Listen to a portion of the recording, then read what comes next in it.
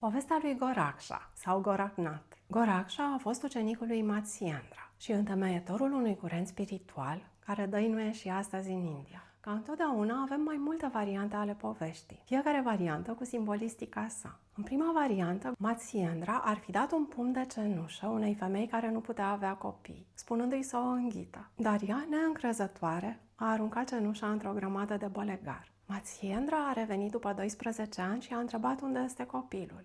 Femeia a mărturisit neîncrederea sa. Au mers împreună la grămada de bălegar și de acolo a ieșit un băiat în vârstă de 12 ani, bineînțeles. Foarte pe scurt, care ar fi aici semnificația subtilă? Ca și în cazul lui Isus și Buddha, nașterea miraculoasă a lui Goraksha este dincolo de ordinea lumească. Aceste ființe nu apar din dorința omenească de continuitate. Ele nu vin ca să-și rezolve viața, ci ca să-i ajute pe ceilalți. În cazul lui Goraksha, el este asemenea nufărului, care apare din lacuri cu noroi pe fund. A transcens condiția materială, întunericul, umbra, forțele instinctuale. Există și o variantă B a poveștii, mai puțin misterioasă. În aceasta, Goraksha era un simplu văcar. Ce simbolizează asta? În creștinism, noi îl asemănăm pe Isus cu un păstor de suflete. În tradiția hindusă, păstorul, văcarul, este cel care veghează și stăpânește instinctele animalice și emoțiile inconștiente. Fie născut în varianta A, fie născut în varianta B, la un moment dat Goraksha îl întâlnește pe Matsyendra și devine cel mai devotat discipol al lui. Ca să vă arăt cât de profundă erau iubirea și devotamentul lui față de maestru, o să vă povestesc o întâmplare. Spiritualii din India nu chiar își irosesc timpul ca să își asigure existența materială. Se ocupă mai mult de ale spiritului, dar trebuie să și mănânce. Și pentru asta se duc cu un castronel și cer ceva de mâncare în stânga sau în dreapta.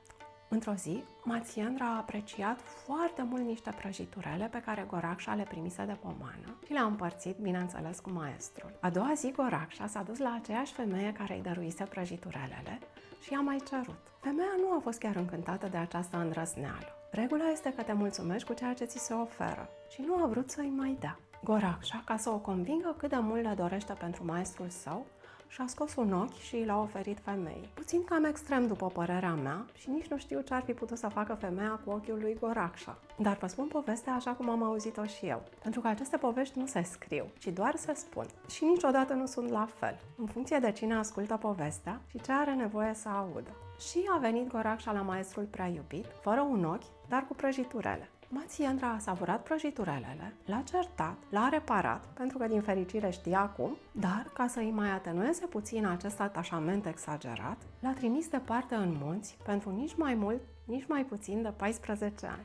14 ani, adică 2 cicluri de 7 ani. 2 cicluri complete de transformare a corpului fizic și energetic. Goraksha se duce în munți și își face serios practicile timp de 14 ani, dar cu foarte mare dor de maestrul lui prea iubit. De fapt, el făcea tot ce îi spusese Matsyendra să facă, dar era cu gândul mai mult la întoarcerea înapoi la maestru. A răbdat frigul, foamea, solitudinea și a făcut practicile. În paranteză fie spus, atunci când yoghinul se ține serios de treabă, lucruri se întâmplă fără greș.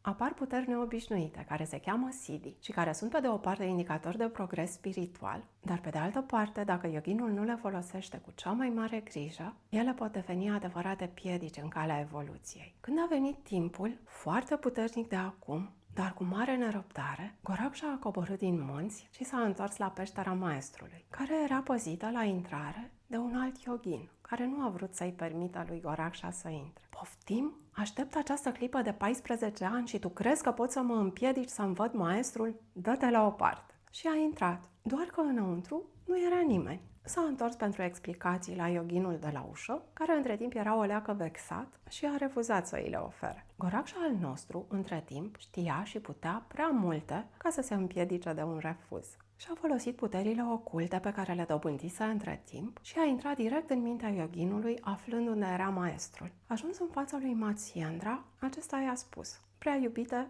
ești matale puternic, dar nu ești liber. Nu ești liber de atașamentul față de mine și ai dobândit atașament și față de propriile puteri. Așa că mai mergi o tură la munte. O, nu! 14 ani din nou? Nu se poate mai scurt? Matsyendra, în marea lui mărinimie, i-a oferit o scurtătură inițiatică. Bine, poți să stai doar 7 ani, dar doar dacă stai în această postură.